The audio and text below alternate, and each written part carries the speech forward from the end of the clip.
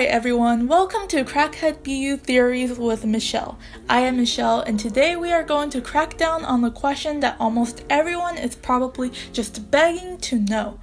What is the actual sequence of the BU storyline? What I mean is, I've watched and rewatched all the MVs, highlight reels, and short films so many times, and the entire sequence of the BU storyline still doesn't quite coincide with me. It just seems so out of order. But then I remembered the Save Me I'm Fine sign that's appeared several times throughout BU, especially in the highlight reels and Fake Love. So then I began to wonder, what if the BTS universe is actually split between two major realms? So here I present to you the actual story timeline sequence of BU, presented to you through a chart that I've created, splitting all the BTS MVs into a dream realm and a reality realm.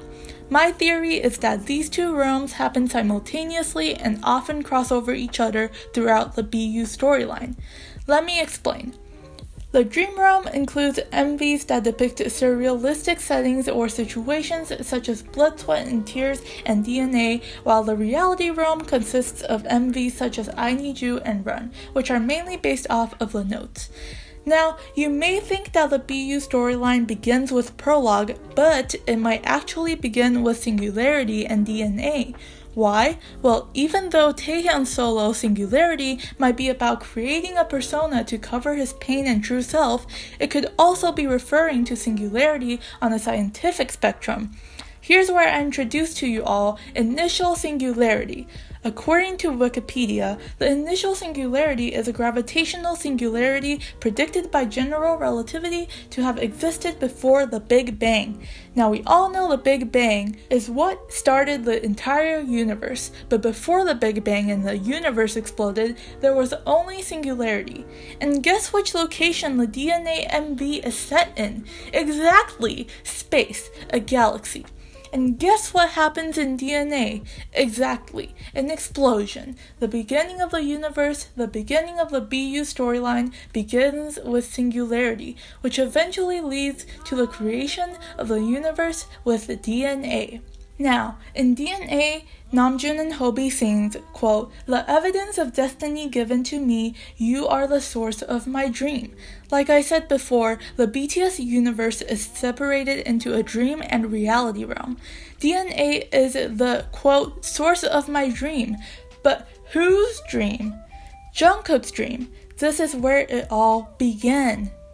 Now, most of you may already know that Wings is based off of the book Demian, and if you don't and you've never heard of this book or read it, Demian is basically a book written by Hermann Hesse which tells the story of a young boy named Sinclair and his childhood growing up during around the time of World War I. Demian presents the reflections of Sinclair on his childhood, reflecting upon his past memories and the decisions that he made throughout his youth. The Most Beautiful Moments of Life, also known as HYYH, is about the journey of 7 boys and their loss of innocence as they learn to leave their childhood behind and enter adulthood, which is very similar to that of what is depicted in the book Demian. Anyways, I just want you to keep in mind that each short film from Wings depicts a different stage in the boys' growth from their childhood to adulthood. Now we move on to the school days era, aka Lie, No More Dream, and No. During this time, we could most likely assume that the boys are in elementary school. This is when they first begin to hide their true self and begin to create their personas in order to meet their parents' and society's standards of who they're supposed to be. In real life, they may seem completely fine and normal, but in their mind or dreams, that's where their true thoughts and feelings come to life. As shown through No More Dream, and Lie, you see how the boys really feel about their life and school. They dislike the education system, and they dislike the way they're being forced to learn through regurgitating information. They are conflicted about their identities and their future, being told by their parents that they need to study and work hard for a future that they might not even really want for themselves. There's so many different possibilities that the boys dream of, such as perhaps becoming a race car driver, a detective, or a police, as seen in Dope MV. But again, they have no real dream or concept of their future. We can also see this concept of putting up a persona to pretend to be okay and lie, as Jimin also lies about his traumatic childhood and the murder he witnessed at the arboretum of one of his classmates, Choi, when he was very young. In traditional Asian society, especially for boys, emotions and feelings aren't really talked about openly, as well as the fact that Jimin's parents were never around to support him much, since he stayed for the most part of his life in the hospital due to a mysterious illness that causes him to have seizures. He felt that, to be normal, he has to hide his feelings from others. Now, this is where we get to the teenagers, where the boys are in high school and they start to get a little bit horny, as seen through their superficial love for girls in Boy in Love, Danger, and War of Hormone. I mean, literally, it's in the name, War of Hormone. Boy in Love portrays the boys' reality as depicted in the notes. The boys would often hang out in an old empty classroom in their school and spend time together there, and we see this in the Boy in Love MV. You can also tell if it's the dream or reality realm based off of their outfits. In the MV, the boys are all wearing similar student uniforms and sneakers, which is pretty much what students normally wear in real life. But Danger and War of Hormone though, that's what the boys are really thinking about in their minds, as shown through their dramatic expressions when they see a cute girl walk by, and the odd black and white with the exception to the red and green colors in the MV. We see how excited they get about the girls they like. They also get really desperate when the girls they have a crush on or are dating isn't giving them the attention they want. As we see in Danger, the boys sing about why the girls they like won't answer their text and why she's ignoring them. Now, as the boys grow up, they begin to experience conflict, and this is where we enter the turmoil stage, where everything begins to fall apart. However, this is also where the boys begin to discover their self-identities. During this time, as we know from the notes, Yoongi gets expelled from school for pushing a teacher that would physically abuse Jungkook and would drink a lot to wash away his pain. Namjoon moves away, Jimin gets hospitalized again due to his illness, Taehyung gets into a lot of trouble with the police, Hobi sinks into depression, and Jungkook becomes suicidal. But the point is, the turmoil stage really began after Prologue, after Taehyung jumped off of the elevated platform and supposedly started the butterfly effect. In Prologue, Taehyung climbs up the platform and as he's about to jump off, looks down at his friends for one last time. At the end of Euphoria MV, pretty much the same thing happens as well, except that Jin switches places with Taehyung instead. So what if Prologue is a dream realm while Euphoria is a reality realm? This may come very confusing to you, so I must first explain that Jin may be the only character to actually exist throughout the entire BTS universe. If you've ever watched the original Prologue, there's the scene towards the end of the Prologue where Namjoon takes a picture of Jin and Yoongi together with Jin's pink Polaroid. Then, at the very end of the Prologue, somehow we see Jin sitting alone in the driver's seat of his truck, and he suddenly takes out the Polaroid photo of him and Yoongi from the previous night. Except, when he takes a look at the picture again, Yoongi isn't there. It's just a Jin by himself.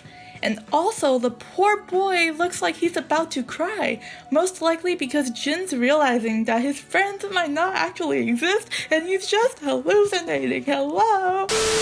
Anyways, of course, Big Hit deleted the scene from the Prologue, and we never actually know why Big Hit did that. But this leads me to question, if Prologue was actually a dream, perhaps it was Jin's dream?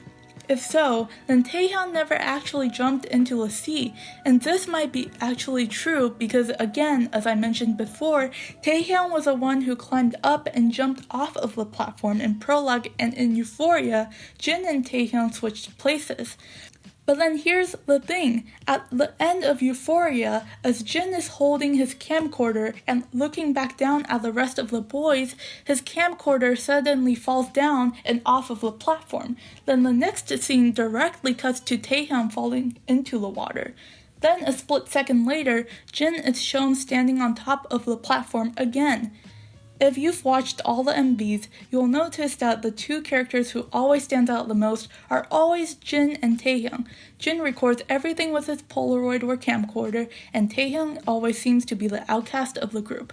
But the one thing that makes me believe that Jin is the only character to exist throughout the entire storyline is because of Demian, Jungian theology, and also the fact that Jin is always watching everyone from an outsider's perspective. And guess what? At the end of Demian, the main character Sinclair realizes his two friends, Eva and Demian, don't actually exist. He realizes that Eva and Demian are actually within him. Eva and Demian are actually Sinclair's Anima and Animus. So anyways, in short, what I'm saying is that Euphoria and Prologue are happening simultaneously at the same time, and Jin and Taehyung might be jumping into the water at the same time because, they might be the same person. Teehee. Anyways, now we get to I Need You and Stigma. I Need You is a reality realm while Stigma is a dream realm, as I Need You, despite portraying each of the boys' struggles, is really mainly about Taehyung and his struggle after murdering his father by accident to protect his sister. In I Need You, Taehyung killed his father, then in Stigma he gets caught by the police and gets sent to jail for the murder of his father. Now we get to what I was talking about earlier, the boys meeting their animas in the highlight reels. Each of the girls the boys spend time together in the highlight reels is their anima. In Jungian theology, a person possesses both anima and animus within themselves. However, the boys are only now being introduced to the feminine side of their personality in psych, so they haven't learned that the ultimate goal of individuation, which is pretty much the end of the BU storyline, is to learn to balance their anima and animus. Anyways, now we move on to Fire and Fake Love. In Fake Love, the boys each walk into the magic shop and exchange a fear object of theirs with a hooded figure for a positive attitude or temporary happiness. Now, like I've mentioned before, Yoongi drank a lot during the boys' Turmoil era to wash away his pain. We also know by the look of the amount of pills that's dispensed in Mama that Hobie has most likely also used his medication pills as a type of drug to wash away his pain as well. So for troubling teens who needs a quick way to erase their pain, what are they most likely going to do? Exactly, drugs or alcohol. I mean, I don't know about you, but the hooded figure in both Fake Love and Fire looks very similar to me, and the hooded figure in Fire looks a lot like a drug dealer. If the hooded figure is the same person in both Fire and Fake Love, neither of them ever reveals their identity, then we can assume for now that they are the same person. This means that BTS could have been waiting for the drug dealer in Fire. Wonder why the Japanese version of Blood, Sweat and Tears looks so weird? Yup, it's drugs and alcohol that's making the boys go wee-woo psycho. It's also why Jungkook threw up, lol. I mean, what did you think they were doing having a party in Run? With the red solo cups? Those solo cups are usually used to pour alcohol in for parties. In Run, furniture was all over the place, there was writings all over the wall, and it was completely chaotic. Blood, Sweat and Tears portrays what's going through the boys' minds while they're partying and getting drunk on sweet poison that's, quote, sweeter than sweet. That's why in Japanese Blood, Sweat and Tears, in the very beginning, we see HYYH Taehyung looking all sleepy as if he had just woken up from a hangover. So then, this is where we move on to the reflection stage. This is when the boys start to realize that doing drugs and drinking away their pain might not actually help them get out of this cycle of misery and self-sabotage. So they begin to reflect upon their ego and shadow. They start thinking to themselves, something needs to change, which is also the first step to realizing that they need to love themselves. And this is where we eventually reach Epiphany, where Jin finally learns that he's the one he should love in this world. Once Jin finishes singing with his amazing vocals, this leads us to a real love stage, aka turning the focus of love on the outside into love on the inside. At this stage, Just One Day is the reality realm and Boy with Luv and Lights is the dream realm. Just One Day has very similar lyrics to Boy with Luv, talking about how gently and nicely want to treat the girls they like. We also know that Just One Day is the reality realm because the boys are wearing their school uniforms just like they did in Boy in Love. And guess what? Boy with Luv is also a reference to Boy in Love, like Namjoon said during the Jingle Ball interview.